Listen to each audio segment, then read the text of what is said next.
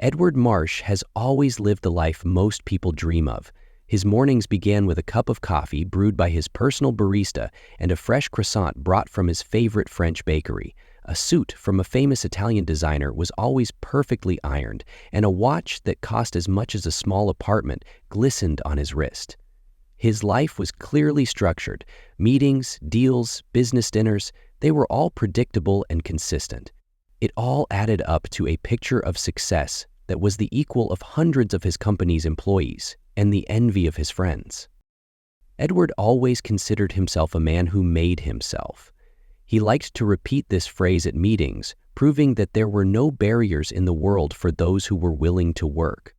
But behind all these trappings of success, there was an emptiness. Edward often felt that, despite his financial prosperity and status, his life was like being trapped in a cage. At one of these lavish parties where champagne was flowing and the talk was about the latest stock price spike, a discussion ensued. The topic was success and what it really means. "Are you sure you could have achieved all this if you hadn't had the startup capital?" James, an old college friend, asked him, already quite tipsy. Edward grinned. In his mind, such talk was just idle chatter. "Startup capital? James, you know me. Everything I have is the result of hard work, discipline, and a little bit of luck. It's not about the money. It's about the man." James leaned closer, smiling slightly.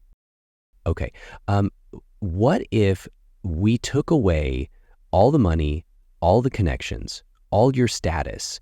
What then? Would you survive under those conditions?" Edward leaned back in his chair, pretending to ponder the question seriously. He raised his champagne glass, looked at James, and answered, "It's not even a challenge. Give me a month and I'll prove to you that success is purely a matter of character." These words were spoken with such confidence that the other guests fell silent, listening intently to their argument. "A month? On the street? No money?" James interjected. His face expressed both interest and doubt. "Are you really willing to do that?" Edward only grinned. "I'm ready. I'll leave my phone, my money, my connections. I'll leave with one backpack and start from scratch. If I can't hold out, you can flaunt it." James looked at him, squinting. He knew Edward too well to take this as mere bravado. The challenge had been thrown. The argument was concluded. Edward promised to be honest. No return to a comfortable life, no subterfuge. He left his mansion the next morning, leaving all his usual trappings behind. When the cab stopped in the center of town, Edward's confidence began to waver a little. The neighborhood he found himself in was far from ideal. High skyscrapers were replaced by shabby buildings, street musicians by the homeless sitting in storefronts. Edward got out of the car, taking his old backpack. The cab driver looked back, as if sensing something wrong. "Are you sure you want to come out here?" he asked, frowning. "I'm fine, thank you," Edward replied, not wanting to show his confusion. The cab drove off, leaving him alone on the busy street. People passed by without paying attention to him. He felt a slight tingle in his stomach, a strange sensation for a man who was used to being the center of attention. Edward looked around. The first plan was simple: find a place to spend the night and then think about how to make money tomorrow. It would only be 30 days, and he was sure he could do it easily. But as he wandered the streets, he realized more and more that his previous methods were not working. Everywhere he went, he encountered cold indifference. No one rushed to stop or help. People looked right through him as if he were invisible. By evening, he found a small bench in the park where he decided to spend his first night. The sleeping bag, which had seemed so comfortable, did not save him from the bone-chilling cold. Passers-by were walking around, laughing, talking loudly on the phone, but no one even looked in his direction. Edward lay on the bench, staring up at the starry sky. The cold was intensifying, and he realized that he'd never noticed before how spoiled he was with comfort. Thoughts of home, of a warm bed, of his favorite chair by the fireplace swirled through his mind. But he pushed them away, trying to convince himself that it was just a temporary inconvenience. The next morning he woke up to the sound of a sweeper. The workers looked at him indifferently and continued their work. His whole body ached. He had to get up and go in search of food, but it was much harder to find it than he had expected. Day 1, first night out. Edward wandered the streets for a long time, trying to realize where he stood. At first glance, the city was still the same. Majestic skyscrapers, gleaming storefronts, the aromas of coffee and pastries wafting from the open doors of cafes. But now, he saw it from a different perspective. Simple clothes, bought at a charity store, made him invisible. It seemed to him that people were looking through him. Several times he tried to talk to passers-by. At first, it was a young couple chatting sweetly at a hot dog stand. "Excuse me, can you tell me where I can find a job here?" The man glanced at him, wincing slightly, and pulled the girl by the arm. They left without even dignifying him with a response. He later approached a man wearing an expensive coat who was leaving the bank. "Excuse me, do you have a minute?" The man pretended not to hear and quickly disappeared through the car door. Edward began to feel angry. He'd never had to deal with such cold indifference. He was used to always being listened to, respected, but here on the street he was part of the scenery. Edward felt tired by late afternoon. He looked around, looking for a place to spend the night. A park bench seemed like the best option. He wrapped himself tightly in his sleeping bag and lay down, trying to ignore the noise of cars and the voices of passers-by. But sleep wouldn't come. The cold chilled him to the bone, and every strange sound made him wary. Toward midnight, he heard someone screaming nearby. It was 2 homeless men, apparently arguing over a bottle of beer. Edward lay still, trying to appear invisible. His first night on the street was a real test for him. He realized that life on the street is not just a lack of comfort. It is constant tension, cold, and a sense of danger. Day 2, trying to find a job. Edward got up from the bench in the early morning, feeling the ache in his back and neck. His head was buzzing from lack of sleep, and his stomach clenched unpleasantly with hunger. He decided to start the new day by trying to find a job. He walked into a small cafe on the corner. The barista, a young man with an earring in his ear, was wiping down the counter. Edward stepped closer. "Good morning. Do you have a job? I can wash dishes, sweep, anything." The barista didn't even look at him. "No," he answered, short and curt. Edward went to a dozen other places during the day. Everywhere he encountered rejection. Sometimes they wouldn't even let him speak. By mid-afternoon, he began to feel despair. He sat down on the steps outside the building and wrapped his arms around his head. Passers-by still passed by as if he didn't exist. After recovering a little, he decided to try a different approach. He found a piece of cardboard and wrote on it, "Looking for work. I can do any kind of physical work." With this sign, he stood at a busy intersection. At first, no one paid any attention to him. Then, an old woman came up and threw him some coins. "Thank you, but I'm not asking for money," he said, but the woman had already left. By evening, he had collected enough coins to buy a cup of coffee at a roadside diner. It was the first sip of hot drink he'd had all day. As the sun began to set, Edward returned to the park. This time he found a spot under a large oak tree to shelter from the wind. He realized that a day outside wasn't just about physical survival, but a battle to maintain his dignity. Day 3, meet George. On the third day, Edward woke up to the sounds of street sweepers. They were noisily shouting and scavenging without paying attention to him. His stomach churned with hunger, and his hands shook from the morning chill. He noticed a man sitting on a nearby bench. He looked to be about 50 years old. He was tall, thin, and rough-looking. His clothes were even more threadbare than Edward's. The man watched him, squinting slightly. "You're new here, aren't you?" he said as their gazes met. Edward was slightly taken aback. He didn't know what to say. "Yes, sort of," he finally said. The man grinned and stood up. He stepped closer, holding out a piece of bread to him. "Take it, you don't seem to be used to our rules yet." Edward hesitantly took the bread. "Thank you. What are our rules?"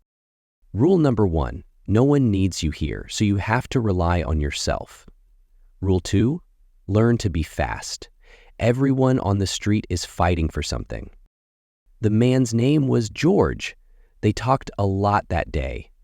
George told me that he had once worked as an engineer, but after a series of setbacks, he ended up on the street.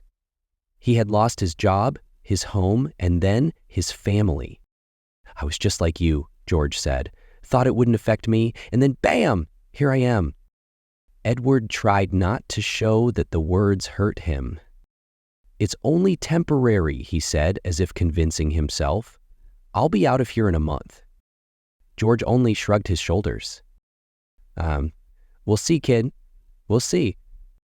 Edward sensed that George was speaking to him in a way that no one had spoken to him in the last few days. His words were a mixture of gruffness and concern. He realized that he might not be able to cope without this man's help. Day 4, overnight at the shelter. On the 4th day, George suggested that Edward go to a charity orphanage where they gave out hot meals. Edward hesitated at first. The thought of standing in line with the other homeless people was humiliating. "If you don't want to, you don't have to," George shrugged. "But I don't see the point of starving if you can eat at least once a day." Edward still agreed. The line was long. People stood in silence, not looking at each other. Some were fidgeting nervously, some were fumbling with a tattered bag of things. When it was their turn, the volunteers gave them each a bowl of soup and a piece of bread. The food was simple, but hot. "Thank you," Edward said quietly to the woman handing out portions. She only nodded, smiling. Edward felt awkward at the table. He tried not to meet the eyes of the other people who were eating with their heads down. "Not a bad soup, is it?" George said, breaking the silence. Edward didn't answer. He felt like this soup was a reminder of how far he'd strayed from his normal life. Later, George explained to him that shelters are more than just a place to get food. It is a place to find out where to get help, and sometimes even a job. "This is our little island of tranquility," George said as they stepped outside. Edward was beginning to realize that he was going to have to put his pride aside if he wanted to survive. Day 5, Deception. On the 5th day, Edward decided that he no longer wanted to depend on charity. He wanted to find a job. In a cafe on the outskirts of town, he offered to sweep the floors for a meal. The owner, a tall man with a bushy mustache, nodded approvingly. "You sweep the kitchen and the hall. If you do, you get your lunch," he said. Edward got to work. He scrubbed the floors, cleaned the trash, even wiped down the tables to make everything look perfect. When he was done, the owner took a quick look around the room. "Fine, dismissed," he said with a wave of his hand. "What about lunch?" Edward asked, feeling the anger boiling up inside him. "You got it all wrong, kid. Nobody promised anything." The man walked off to the back of the cafe, leaving Edward alone. Back at the park, he told George what had happened. "Welcome to our world," George said dryly. "No one plays fair here." Edward felt for the first time that his pride was badly hurt. He was angry, hungry, and tired. Day 6, first food fight. On the 6th day, George taught Edward how to look for food near restaurants. "They usually throw everything away at the end of the shift," he explained. "You just have to be the first to get there." Edward felt humiliated, standing by the dumpster behind the expensive restaurant. He had always thought that situations like this only happened in movies. Soon a cook came out of the door of the restaurant carrying a large bag. He threw it into a container and went back inside. Edward hurried to the container but noticed that he wasn't alone. 2 other homeless men were already rummaging through the trash. One of them, a stout guy in an old jacket, looked at Edward threateningly. "This is our place, get lost," he threw. Edward wasn't going to give in. Hunger and anger took over. "It's garbage, it's nobody's," he said firmly. The guy took a step forward, grabbing him by the collar. A scuffle broke out between them. George, who was watching from afar, intervened, separating them. "Boy, you think too much of yourself," he said to Edward afterward. "It's either you or you." Edward felt again how far away he was from his old life. Day 7, awareness. On the 7th day, Edward began to feel part of the street life. He realized that, despite all his confidence, he was completely unprepared for such an ordeal. George, sitting next to him in the park, talked about his life before the street. "I thought it would never happen," he said, "but one mistake, one layoff, and it all comes crashing down." Edward thought about those words. He began to realize that success wasn't always just about hard work and character.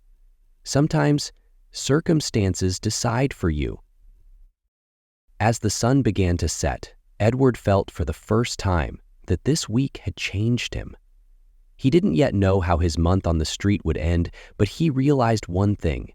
He was no longer the same man who had come down here from his mansion.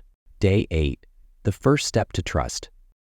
Edward woke up in the dim light of dawn, feeling the cold creeping into his bones. The streets hadn't come alive yet, but a sense of unease was already growing inside him. In his former life, every morning had begun with predictability. Schedules, tasks, goals. Now, he didn't know what the new day would bring. George was sitting on a nearby bench drinking water from a plastic bottle. "We're going to try something different today," he said. "You're too tense. If you want to survive on the streets, you have to learn to trust people." Edward frowned. "That's easy for you to say. How can I trust when everyone is just waiting to cheat?" George grinned. "Not everyone's like that. You just don't know who to look for." That afternoon, George took Edward to the church where the volunteers were meeting. They handed out not only food, but clothes, blankets, and most importantly, words of encouragement. "Don't be too proud," George warned before they entered. "These people really want to help." Edward felt awkward, but when he saw the volunteers handing out food with sincere smiles, something changed inside. A young woman named Amelia handed him a bowl of soup and asked, "How are you feeling?" Edward froze. He didn't know how to answer. When was the last time anyone had been interested in his feelings? I'm fine," he mumbled, not looking up. This brief encounter left a strange feeling of warmth. He realized that in the midst of indifference, there were still people who were willing to listen. Day 9. Feeling empty. The next day, Edward was alone again. George left to go about his business, saying he wouldn't be back until the evening. Edward decided to spend the day looking for a job. He felt stronger because of yesterday's encouragement, but that feeling soon evaporated. His attempts to find a job ended the same way as before, with rejections and scornful looks. At one point, he was even kicked out of the store where he tried to offer his services. "We don't need anything, and don't just stand there," the guard shouted, giving him a look of disgust. Edward felt a sense of emptiness growing inside him. He sat down on the sidewalk, wrapping his arms around his head. By evening, he was back in the park. George was already waiting for him, with bread and a can of cheap soup. "A bad day?" he asked, scrutinizing Edward's face. Edward only nodded. "Welcome to reality, kid. You think everything can be solved if you just try harder. But this is more important than that. What? Edward asked, feeling irritated. Faith, George replied calmly. Day 10, conversation with Amelia. The next day, Edward went to the church again. He felt that he needed to talk to someone who could understand. Amelia was there. She was handing out warm tea and cookies. When she saw Edward, she smiled. You're here again, that's good. How was your day? Edward paused for a moment, then answered honestly. It doesn't matter, I feel like I'm drowning. Amelia nodded without interrupting. It's normal. Many people feel the same way when they face difficulties. The main thing is not to shut yourself off. Edward felt strangely relieved. He wasn't ready to share his worries, but the fact that someone was willing to listen helped. Day 11, the fall of dignity. George offered Edward one of his most difficult lessons. You think you're better than others, he said. That's why it's so hard for you. Edward flinched, but remained silent. Today, you'll learn what it means to truly fight for survival. They went to the dumpsters behind the restaurant again. Edward felt less shamed this time. He realized that it had become part of his new reality. However, the situation quickly spiraled out of control. Other homeless people also came for food. A scuffle broke out. Edward was once again caught up in the food fight.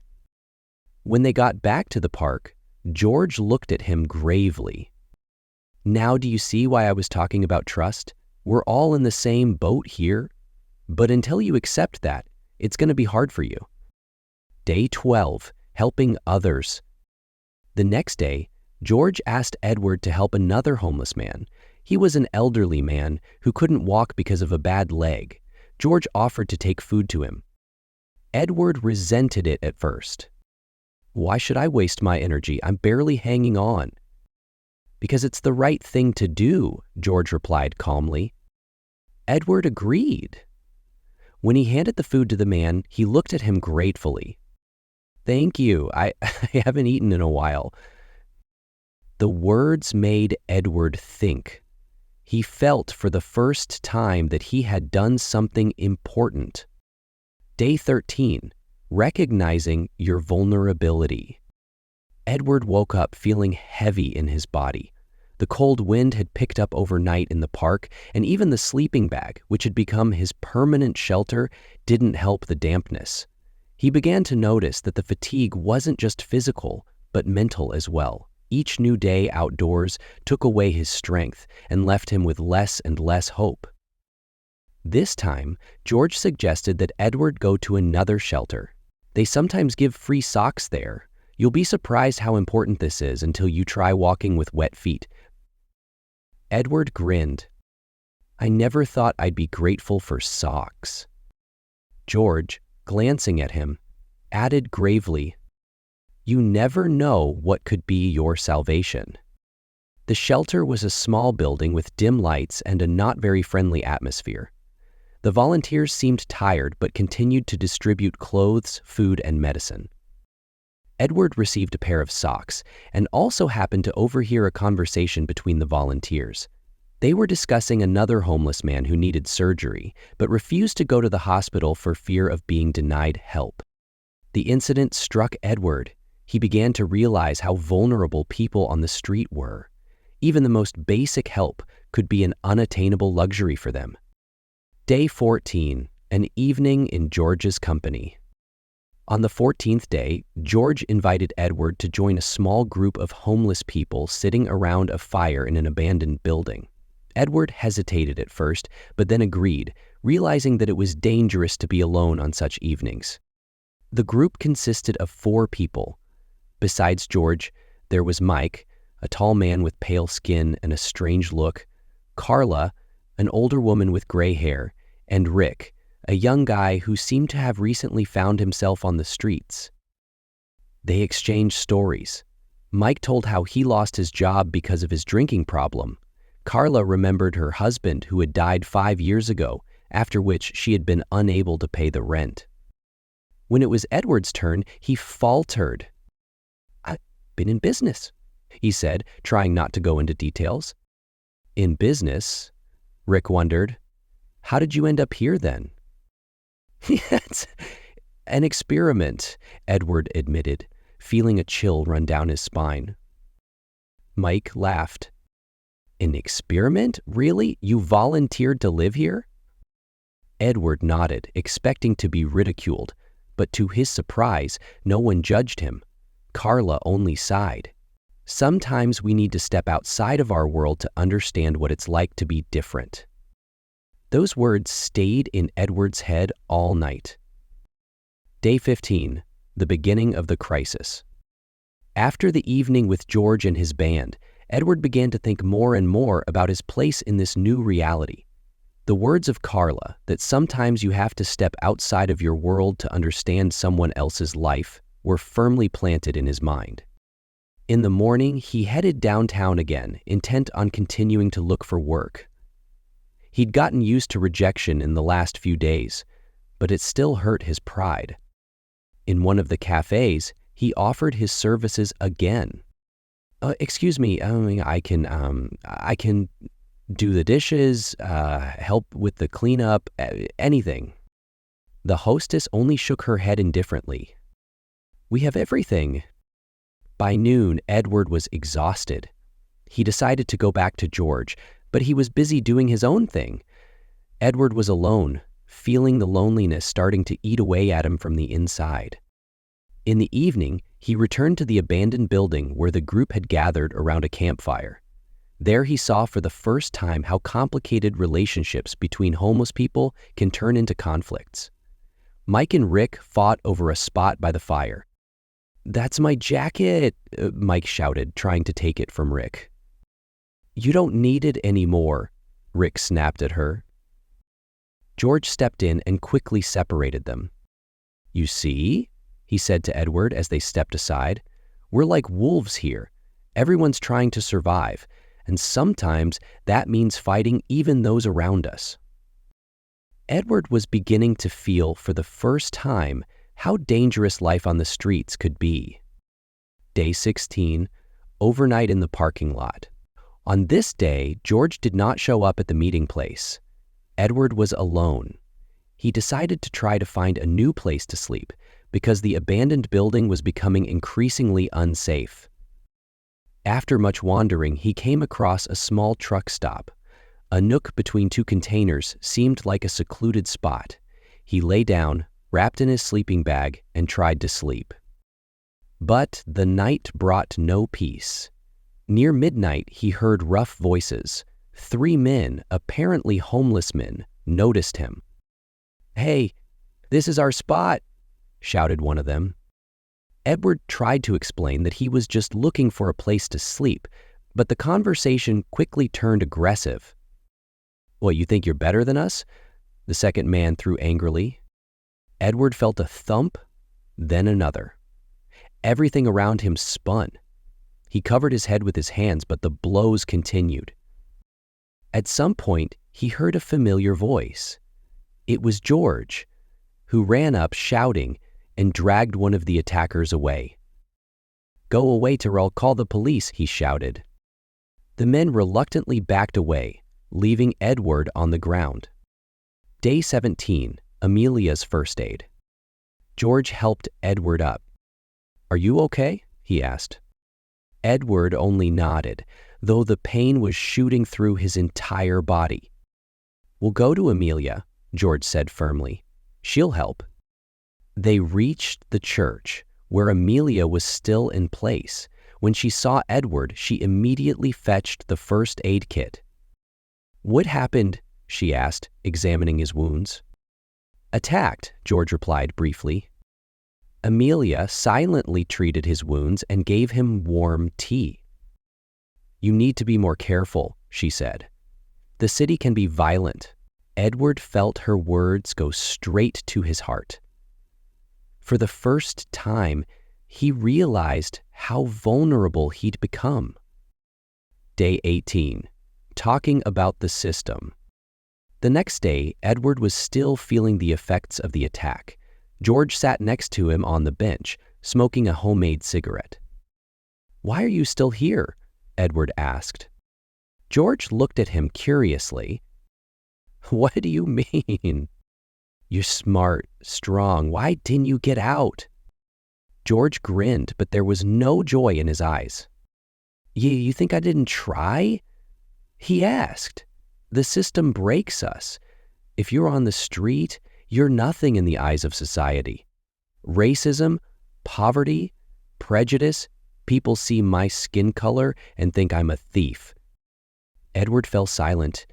He'd never thought about how much prejudice could affect him. "I tried to get a job," George continued. "They look at me and say, 'We'll call you back.' But they don't.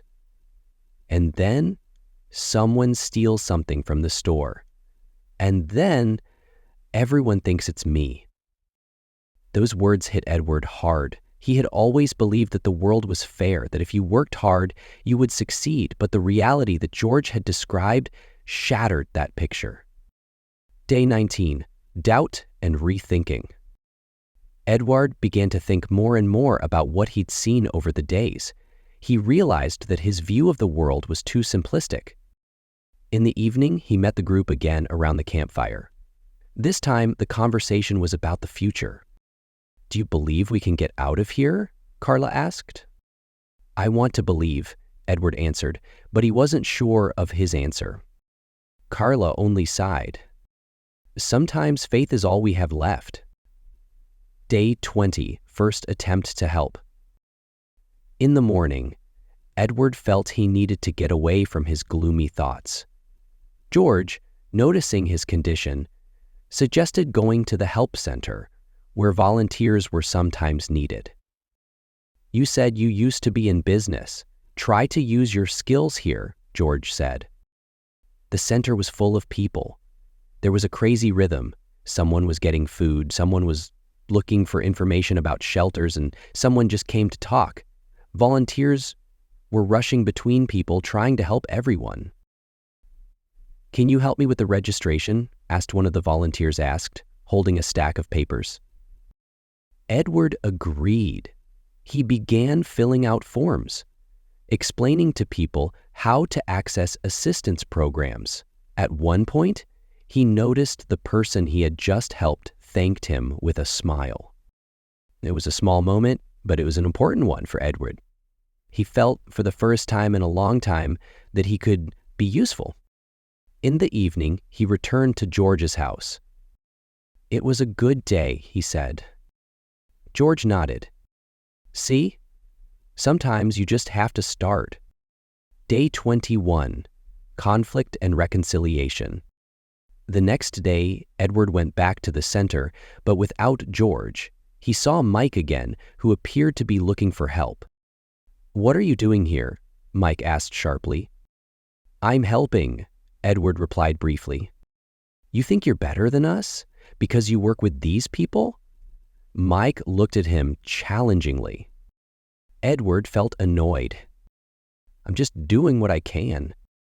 Mike didn't answer and left, but this conversation left an unpleasant residue. That evening at the campfire, Mike approached Edward. "Sorry about this morning," he said, a little embarrassed. It's hard to see someone trying to get out when you're stuck." Edward nodded, realizing that Mike's words hid the bitterness of his own experience. Day 22, Beginning of a New Chapter. Edward woke up in the park, as he had been for the past few days. It was a little warmer outside, but his thoughts were still gloomy.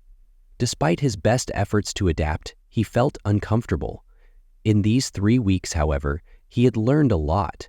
The street was no longer just a foreign reality to him. It had become a lesson. That day, he went to the help center, where volunteers were preparing for an action for children. Amelia immediately noticed him and offered to join them. He helped set up tables, hang decorations, sort toys. It all gave him a strange sense of fulfillment that he hadn't felt in a long time. When the children arrived, he watched their joy, and for the first time in a long time, he felt warmth in his heart. George was there too, though he tried to keep a low profile. Later, sitting on the stairs, Edward saw George and the children, and the sight was etched in his mind. He realized that a man with such a past could give others hope despite his own losses. Day 23. The story that changed everything. The next day, George suddenly told Edward about his life. He'd been an engineer in the past, had a family, a home. But after layoffs and a series of failures, he'd lost everything. "I tried to get out," George said, "but the system is so set up that a man like me is immediately outside it." Edward listened in silence. It wasn't just a story about hardship. It was about how injustice breaks lives. It was a point of realization for Edward. He realized that the system he thought was fair didn't work for those who had stumbled. Day 24. Small victory. Edward continued to help at the center. During these days, he became part of the team and people began to trust him. On this day, he helped one of the homeless people to fill in the documents for temporary housing. Amelia noticed his efforts. "You're doing something important," she said. Those words were memorable to him for a long time. It was simple praise, but it let him know that his work mattered. Day 25. Realizing your mission. Late that night, Edward stayed at the center with Amelia. She told him about how she herself had once been on the brink. The story inspired him even more. He began to wonder, if ordinary people like Amelia or George could do such important things, what could he, with his resources and capabilities, do? Day 26, moving on to the finals. Edward felt heavy that day. He knew that his experiment was coming to an end.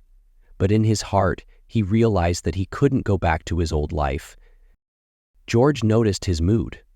"You're not the same person you were, and that's a good thing," he said.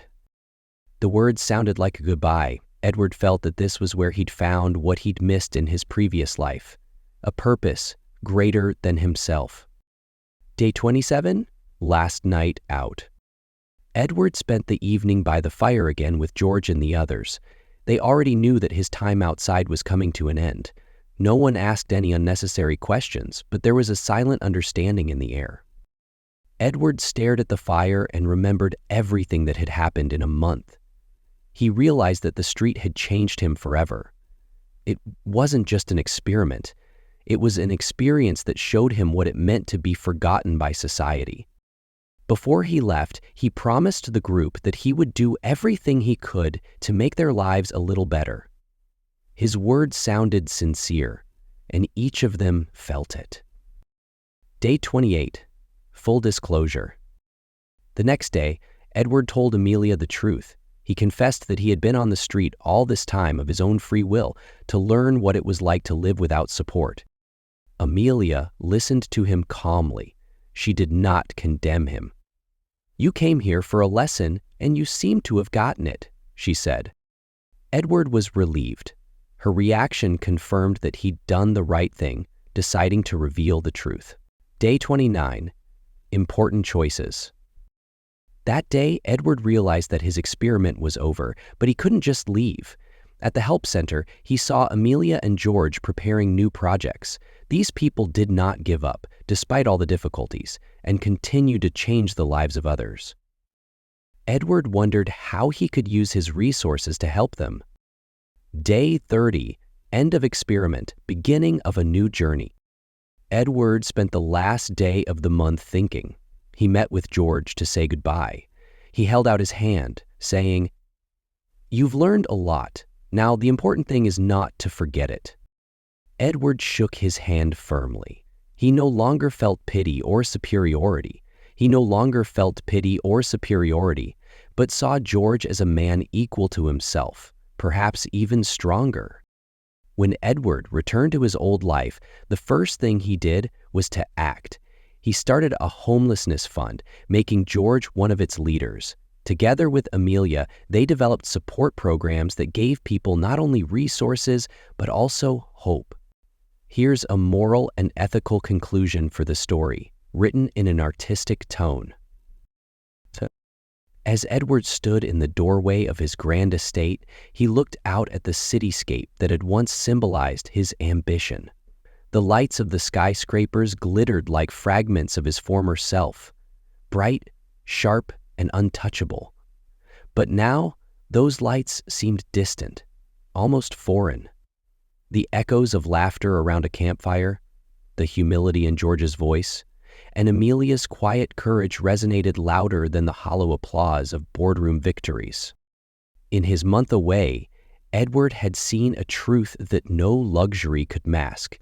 The world, despite its promises of fairness, often left behind those without the tools to climb. The streets had taught him that success was not just built on character, but also on the invisible foundations of opportunity, privilege, and connection. And he learned most painfully that dignity was not a currency measured in wealth, but in how one treated the most vulnerable. The experiment was over, but Edward understood that his journey had only begun. Wealth, he now realized, was not a fortress to guard, but a tool to wield. For the first time, his life held a clarity that no boardroom strategy could ever offer. Success is meaningful only when shared. He vowed to become not just a man of business, but a man of purpose, a builder of bridges for those whom the world had forgotten. Edward smiled faintly as the first light of dawn broke the night. In that fragile glow, he saw not the end of an experiment, but the beginning of a movement. From the ashes of his pride rose a new commitment, to ensure that no one else would be invisible in the city of dreams.